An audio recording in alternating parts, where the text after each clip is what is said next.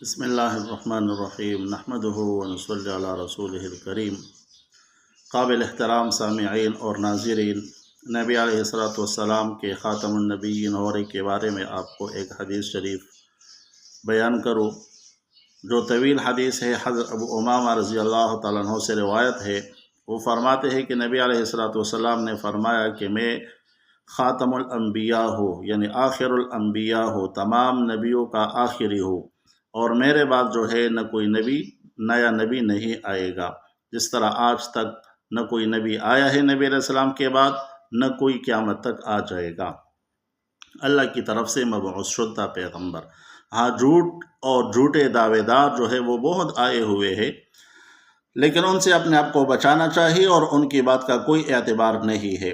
اللہ کی طرف سے مبعوث شدہ اور مقرر شدہ کوئی نبی علیہ السلام کے بعد نہ آج تک آیا ہے، نہ قیامت تک آئے گا۔ اسی طرح اس حدیث میں ایک اور جملہ بھی نبی علیہ السلام فرماتے ہیں کہ میں تو آخری نبی ہوں اور آپ آخری امت ہو، یعنی آپ کے بعد کوئی دوسری نئی امت بھی نہیں آئے گی۔